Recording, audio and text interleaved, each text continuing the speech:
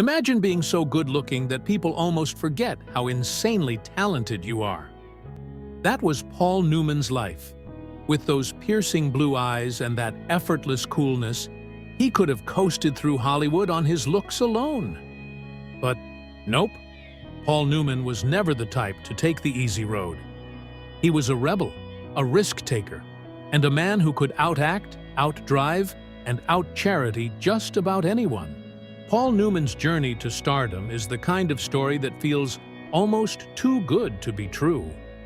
Imagine a guy who looks like he was sculpted by the movie gods themselves, yet spends half his life convinced he's not good enough. That was Paul Newman. Born in the year 1925, he didn't exactly have Hollywood in his sights at first. As a kid growing up in Ohio, he was more into sports than acting. And if you'd told young Paul that one day he'd be one of the most famous movie stars in history, he probably would have laughed and asked if you were feeling okay.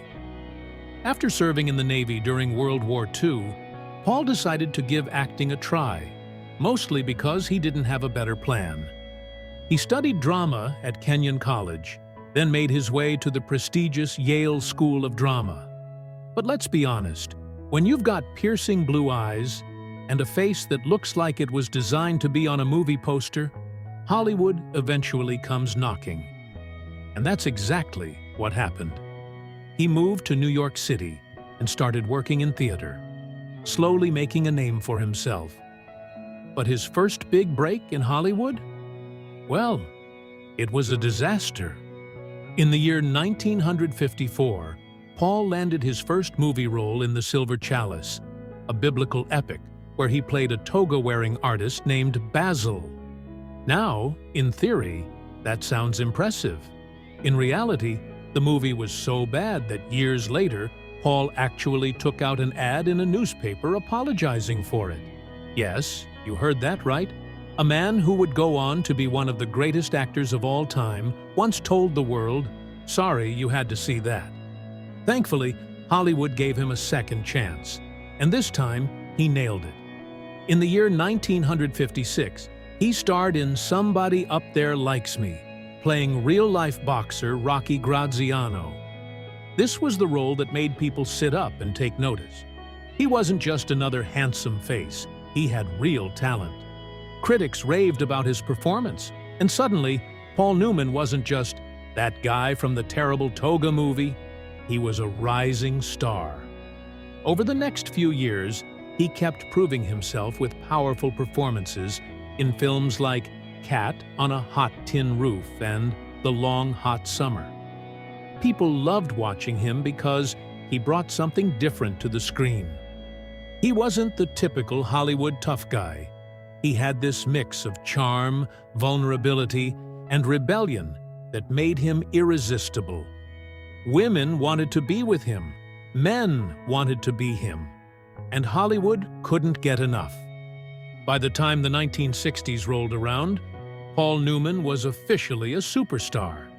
He had that rare ability to make every character he played feel real, whether he was a smooth-talking outlaw or a rebellious loner. He wasn't just acting, he was living inside the role. And that's why he became one of the most beloved actors of all time. Paul Newman and Joanne Woodward had the kind of love story that Hollywood dreams of, except this one was real. It all started in the year 1953, long before Paul was a big star. He was just another young actor trying to make it in New York City, and she was an up-and-coming actress with serious talent. They met while working on a play, and Paul was instantly smitten. There was just one tiny problem. He was already married. Now, if this were a movie, Joanne probably would have fallen for him right away, and they'd run off into the sunset. But in real life, Joanne was not impressed. Sure, Paul was ridiculously handsome, with those ice-blue eyes that could melt anyone's heart, but she wasn't about to fall for a married man. Paul, on the other hand, was hopelessly in love. He followed her around like a lost puppy, trying to win her over. Joanne later admitted that she found him charming, but also a little too clean-cut for her taste. She liked her men with a little more edge, and Paul, well, he was more of a nice guy. But Paul was determined. After years of undeniable chemistry and a lot of soul-searching, Paul's first marriage ended, and in the year 1958, he and Joanne finally tied the knot. This wasn't just another Hollywood romance that burned bright and faded fast. This was the real deal. While most celebrity marriages last about as long as a carton of milk, Paul and Joanne stayed together for 50 years. That's right, 5 whole decades of love, laughter, and, of course, a few arguments along the way. The secret to their long-lasting marriage wasn't just love, it was respect. Joanne wasn't just Paul Newman's wife. She was a powerhouse actress in her own right. She won an Academy Award before he did, and instead of feeling threatened, Paul was her biggest fan. He admired her talent, her strength, and her fiery personality. And Joanne? She saw something in Paul that even he didn't see in himself. She made him believe he was more than just a pretty face, even when he doubted his own talent. But let's be honest, no marriage is perfect. Paul had his struggles, especially with alcohol, and Joanne had to put up with his stubbornness. There were tough times, but they never gave up on each other. When people asked Paul how he managed to stay faithful in Hollywood, he gave one of the most legendary quotes of all time. "Why go out for a hamburger when you have steak at home?" And just like that, he became the gold standard for loyal husbands everywhere. Through career highs and personal lows, Paul and Joanne stood by each other. They raised their children, worked together in films, and even dedicated themselves to charity. Their love wasn't flashy or perfect, but it was real. And in a town where true love is rarer than an honest movie review, Paul and Joanne proved that sometimes Hollywood love stories do have happy endings. Paul Newman's career was not just about acting. It was about creating characters so real that audiences felt like they knew them personally. From the moment he truly broke into Hollywood in the late 1950s, it was clear that this man was not just another good-looking actor. He had depth, charm, and that rare ability to make you root for him, even when he was playing a total rascal. His first big moment came in Somebody Up There Likes Me, where he played boxer Rocky Graziano. It was the role that proved he was more than just a pretty face. Then came Cat on a Hot Tin Roof, where he held his own against the legendary Elizabeth Taylor. That film made people sit up and say, "Okay, this guy is the real deal." But it was in the 1960s that Paul Newman truly became a superstar. In The Hustler, he played Fast Eddie Felson, a pool player who was as talented as he was self-destructive. Audiences loved the film, and critics couldn't stop talking about his performance. It was gritty, emotional, and showed a side of Paul Newman that was raw and real. He wasn't playing a hero. He was playing a man struggling with his own demons, and people couldn't get enough. Then came Cool Hand Luke, the movie that cemented Paul Newman's place in Hollywood history. Playing a rebellious prisoner who refuses to back down, he delivered one of the most famous lines in movie history. "What we've got here is failure to communicate." That line became so iconic that even people who have never seen the movie recognize it. Newman had this way of playing tough guys who weren't just tough for the sake of it. They had heart, they had soul, and they made you feel something. Of course, his career wasn't just about serious, brooding characters. Paul had a way with comedy, too. When he teamed up with Robert Redford in Butch Cassidy and the Sundance Kid, it was pure magic. Their chemistry was off the charts, and audiences loved their playful, mischievous dynamic. The movie was a massive hit, and their partnership was so beloved that they reunited years later for The Sting, which was just as big of a success. For decades, Paul Newman dominated the big screen. He wasn't just an actor, he was a storyteller, a legend, and proof that you could be both ridiculously good-looking and incredibly talented. Paul Newman may have been a Hollywood legend, but beneath the fame, the awards, and those famous blue eyes, he was a man filled with self-doubt and struggles.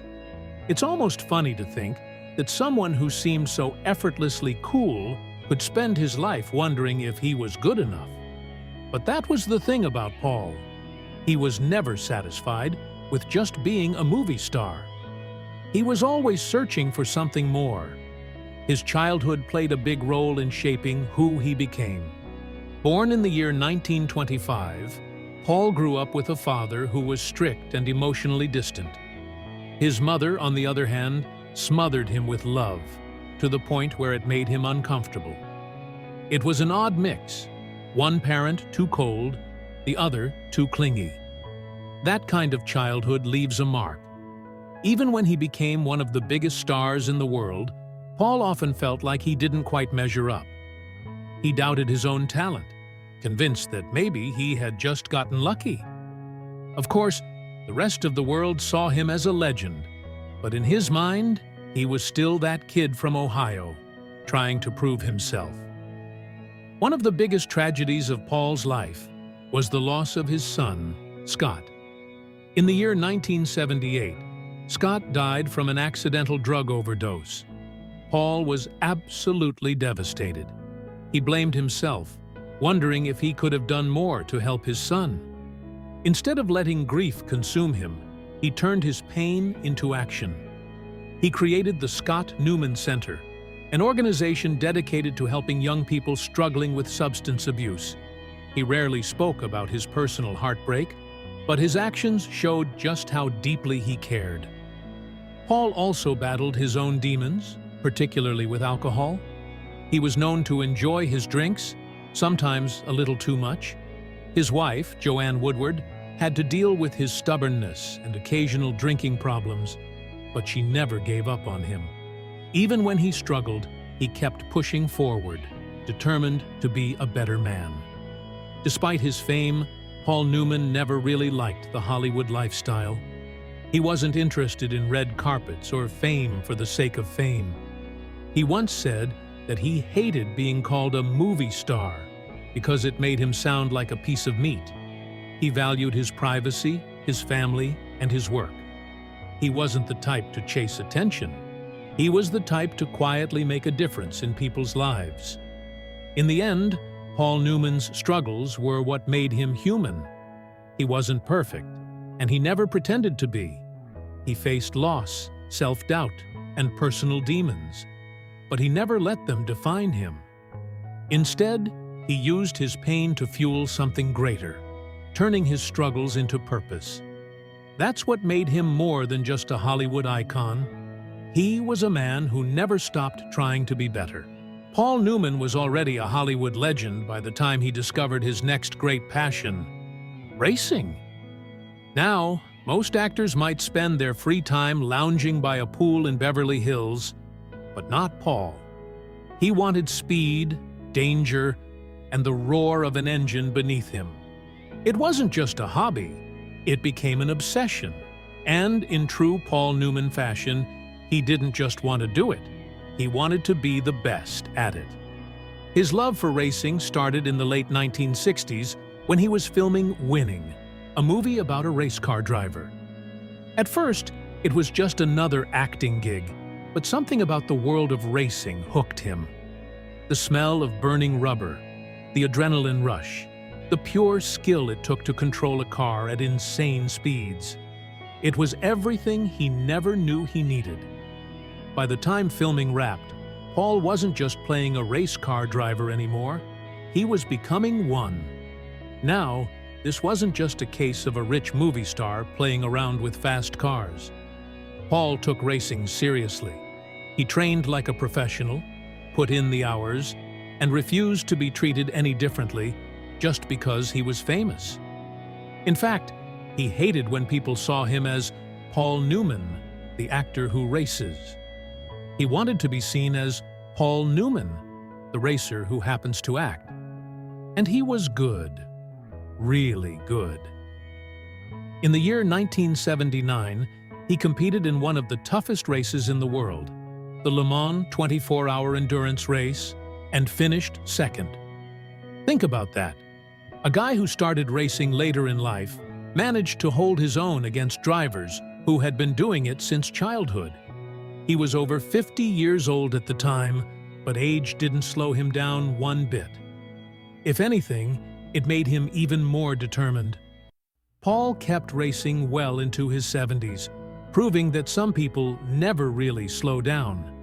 He even co-founded Newman Haas Racing, a team that became one of the most successful in IndyCar history. He didn't just want to be a great driver, he wanted to help build a team that could dominate the sport. And guess what? He did. What made Paul's love for racing even more interesting was the way he saw it compared to acting. He once said that in racing, there were no second takes, no directors yelling, "cut," so you could try again. If you made a mistake on the track, you paid for it, sometimes with your life. That kind of raw, unforgiving challenge excited him in a way that Hollywood never could. Paul Newman didn't need racing to be famous. He was already a household name. But racing gave him something else: freedom. It gave him a place where he wasn't a celebrity, just another guy chasing victory. And in the end, that's what Paul Newman was all about. He never did anything halfway, and he never backed down from a challenge. As Paul Newman got older, he didn't slow down. He just shifted gears. By the time he reached his later years, he had already conquered Hollywood, made his mark in racing, and built a legendary career.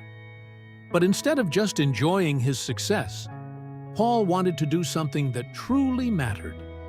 That's when he turned his focus to something even greater than movies or racing: giving back.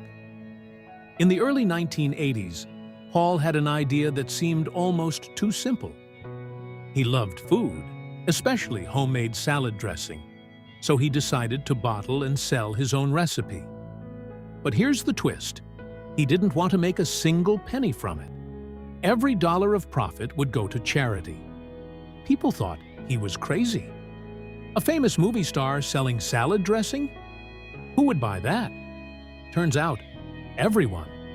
Newman's Own became a massive success, expanding into popcorn, pasta sauce, and lemonade.